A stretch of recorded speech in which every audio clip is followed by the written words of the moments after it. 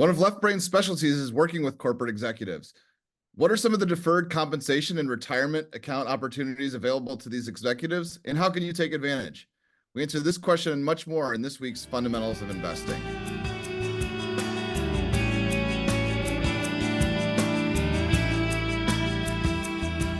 I'm Brian Dress, Director of Research and an investment advisor here at Left Brain, joined as always by our CEO and Chief Investment Officer, Noland Langford. Noland's been a specialist in working with corporate executives over the years, and so we wanted to bring him in to get his thoughts on this important topic. Noland? Hey, Brian. Glad to be here talking about this important topic with very important people. Exactly. The VIPs are here watching, so we want to give some great information around deferred compensation and other non-stock compensation in your compensation packages. Quick preview for you. In today's video, we're going to cover wealth building strategies often available to corporate executives beyond just direct stock compensation. Number one is deferred compensation. Number two is after-tax contribution to your retirement plan. And number three is what's called net unrealized appreciation, or NUA. If you want to know more about equity compensation, we do also have a video for that. And you can access that by clicking the link on the screen right here or right here. I'm not sure where it's going to be, but somewhere over here. With that being said, a quick intro, Noland. Can you discuss how important it is for corporate executives to take advantage of all aspects of their employee benefit package? Yeah, sure, Brian. That's a great lead in. You know, there's many forms of comp that executives get when they're recruited or when they sign on to these corporations. And the cash component is just one. Most people think in terms of, I get my cash and then I get a target bonus if I hit plan. But then there's all these other little cookie jars that corporate executives could avail themselves of. And that's what we're going to talk about now. But if done right, these things can be very, very lucrative, particularly if you optimize your participation and if you're working for a company with a stock that's a winner. Tons of information around employee benefit packages, Noland. We're going to jump right into topic one. So topic one is deferred compensation. Noland, should people participate in deferred compensation? What is it, and how much should they participate? Yeah, so this is a very nuanced question. And I think the answer is going to be different for every executive. So we're happy to talk you through it. But in general, a deferred comp plan is a plan that the company offers that allows high-paid executives to put money away pre-tax through their paycheck and to save money for the future. Okay, and then talk about some of the criteria or decision-making that goes around with should people participate in these plans with the company with which they work. So I think a lot of times, or it used to be that these plans were referred to as 401k overlay plans. Typically, I think how they originally came into being, or a big use case, you have executive one, that executive earns $500,000 a year. The 401k they'll be participating in, but they may be cut off from contributing the maximum amount. It could be because of the testing, the highly comp versus non-highly comp discretionary testing. So, it may be for example, a $20,000 401k limit. They may only be eligible for 10. Or if the 401k limit is 20,000 as an example, and they'd like to put in 50, there's no way that they can do it in a 401k. So there's this deferred comp plan that is similar to a 401k in that you take the money out of your paycheck and it goes in pre-tax, which means I'm not taxed on the money today. The money grows deferred, and then it comes out and I pay taxes at some point in the future. So that's typically the use case. Executives want to put away more money on a pre-tax basis, and a deferred comp plan is a way for them to do so. Okay, and then that sort of sparks my thought about liquidity. Again, liquidity is obviously important in almost any investment that you have. How does liquidity usually work on these deferred comp plans? So I would say they're not very liquid. They're a little bit more liquid than the 401k because for most people, you can get the money out sooner. But for any executive that's thinking about participating in a deferred comp plan, this should be money that you don't want to touch for many, many years. So when you go into the plan, HR will ask you at the day that you enroll, what day you want your money back. And the minimum time that Congress has set, the IRS, for these plans is 5 years. So the minimum time you're going to be away from your money is 5 years. One very high profile use of deferred comp, Noland, Shohei Ohtani with the Los Angeles Dodgers. $700 million contract, but he's only getting paid 20 million in the next 10 years. So it's all getting paid in the back end after 10 years. So that's deferred compensation in a high profile example. Not necessarily in a corporate setting, but interesting. And for our viewers who know a little bit about baseball, Bobby Bonilla has been getting paid $1 million every year for the last 30. So just some high profile examples of deferred comp. Yeah, nice cash if you can get it. Nolan, we were talking about deferred comp yesterday, and you were talking about a case study, which was you had a client who was looking to pay for college for his kids and used deferred comp as kind of the vehicle for that. You want to talk a little bit about how that played out? Yes. So we've used these before. I have a client, his son was in college. He was funding a 529, but he wasn't sure if the 529, the money was in there was going to be enough, or if his son was going to go to grad school, he knew the 529 would not be enough. So what we ended up doing is we did an annual enrollment into the deferred comp plan. And in each year he enrolled, we staggered the date he was going to get his money back to line up with the college years for his son. So in those years where his son needed the money for college tuition, we had a distribution coming, he could pay it. And if the son didn't need the distribution, he could use it for other purposes. Okay, it's good to get kind of a real world example of how we put these things into practice. One last thing I wanted to talk about deferred compensation, and there are a couple of drawbacks with this.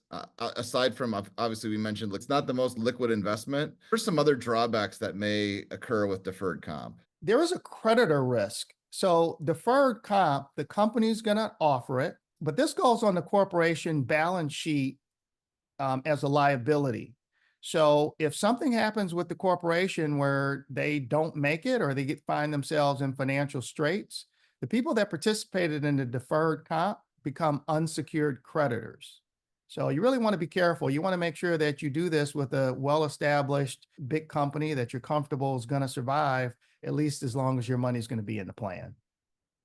Again, a great point, Nolan, and why you need to probably speak with somebody that has some expertise in the investment realm, because, if you have a company that's potentially on the brink of not doing so well, you may not want to be so invested in a deferred compensation plan. So I would suspect you'd want to speak with someone that has at least an opinion on the company with which you work so that you can make a decision or maybe avoid this if it's, more of a risky decision or a risky proposition from your perspective. So definitely want to look for help for professional help in this area.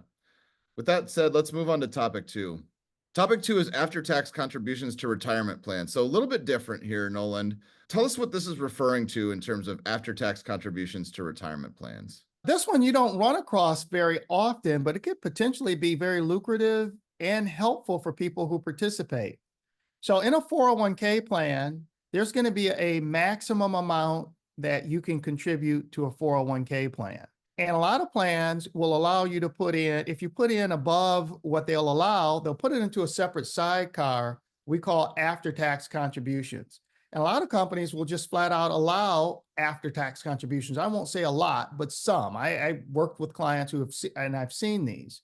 Imagine a client is putting in $5,000 a year on an after-tax basis. It goes into the plan, but it's in a segregated account on the 401k statement in an after-tax bucket.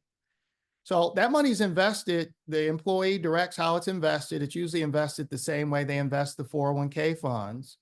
But when the employee leaves, instead of having to roll over that money and put it into another restricted IRA account, that money can be withdrawn, or it can be moved to a Roth IRA, which can be very tax advantageous. Roth IRA contributions are limited to $7,000 a year. But particularly, you can have somebody with hundreds of thousands in an after-tax account in one of these 401k plans, and that can set them up nicely for moving that money into a tax-free Roth. So Nolan, the strategy you're referring to, what's interesting is sometimes accidentally people put more money into this after-tax bucket than they intended to, because maybe they are putting in, say, 20% of their check, and then they get a huge bonus check at the end of the year, and it all goes into this bucket, which is maybe kind of a happy accident because they have money now that's unencumbered and that they can potentially get into a Roth vehicle. Let's talk about that, Nolan, Roth, why it's important to try to get more money into Roth. And then this is what we call the mega backdoor Roth strategy. So can you mention that this mega backdoor Roth, this is a really powerful strategy for corporate executives that are on the higher end of the pay scale? So I think given a choice, if we could have in door number A, $1 million in a normal IRA or a 401k, or behind door number B, $1 million in a Roth IRA that's tax-free, I think just about everybody would choose door number B, the $1 million in the tax-free plan.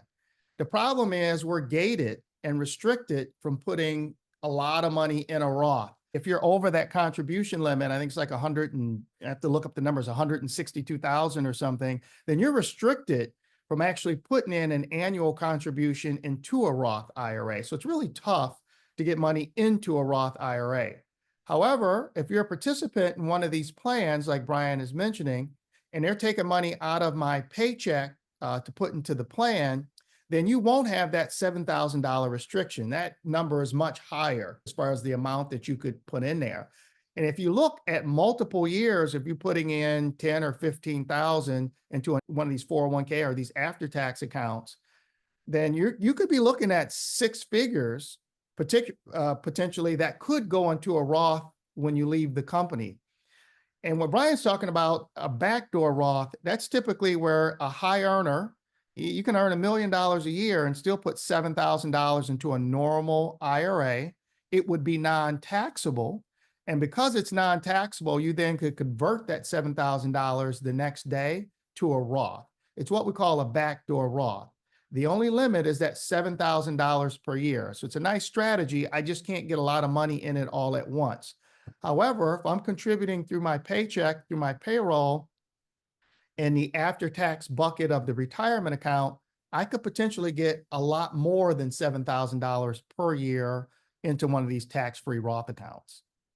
And Nolan, we'll put on the screen the exact number of what the additional amount you can get into a Roth through this mega backdoor Roth, but it is in excess of about $50,000 per year. So as you can understand, do that for 10 years, you could have 500,000 to $1 million in a Roth in a way that you wouldn't be able to do without this strategy. So these are the types of things, just small little changes that you can make in the strategy that you're using for your employee benefit package that can really benefit you greatly in the long run. So that's the after-tax contribution in retirement plans.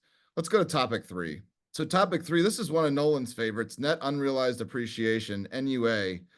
I'm going to throw it out to you, Nolan. What's NUA? What's net unrealized appreciation? Yeah, net unrealized appreciation is a strategy that clients can use if they own publicly traded stock in their 401k. And when they distribute that stock, they could get a favorable tax rate for owning company stock inside the plan. And tell us how an executive can set themselves up properly to take advantage of NUA. Yeah, so there's a couple of assumptions. One of them is not only that I work for a company with a publicly traded stock, but that it goes up over time. So let's use an example. Let's say Jane Doe works for company A, and she contributes every payroll period to company stock in her plan. And let's say she does that for 10 years. Let's say at the end of 10 years, the amount that she owns in company stocks is $100,000. But because she's been buying it in dollar cost averaging in over the last 10 years, her average cost might only be $50,000. The market value of my stock is $100,000, but my cost basis is only $50,000. The difference, the $50,000, is what we call net unrealized appreciation. And that's the beginning of the tax strategy, the difference between what I paid for a stock and its current market value. So let's talk about a little bit of the nuts and bolts here.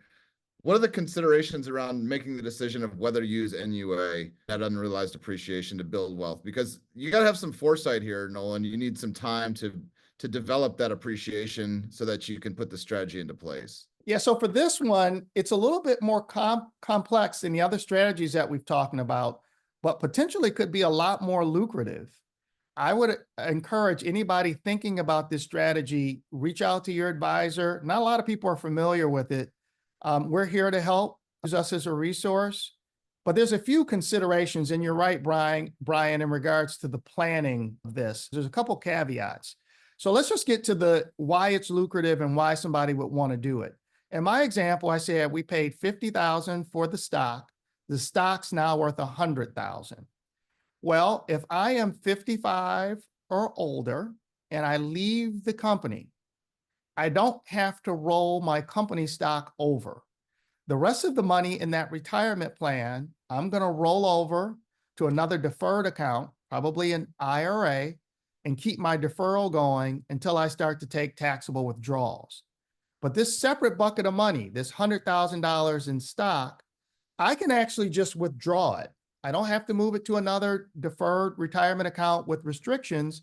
I can move it to my bank account or my brokerage account. And when I move it, the $50,000 is my cost basis. I have to pay taxes on the lower of market value of my cost basis. So in this example, I get to pull out $50,000 in stock. I'm sorry, I get to pull out $100,000 in stock, but I only have to pay taxes or ordinary income taxes on $50,000.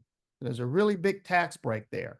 The difference between the 50 and 100, the additional 50, I'm going to get capital gains tax on and not ordinary income tax. So if you're a high earner and you're in a high tax bracket, let's imagine you're in the 35% tax bracket, but your capital gain rate is 15%, then that can be a huge savings when you take a look at that transaction.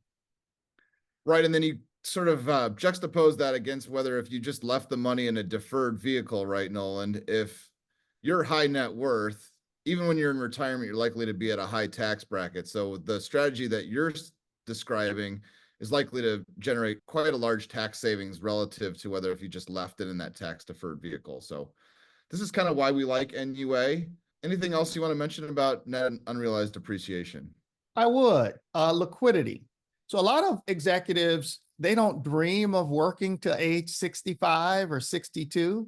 So if you're one of these executives that, the company comes by and offers you this early retirement program, interestingly, I always seem to offer them between the age of like 50 and 58. That's kind of the sweet spot.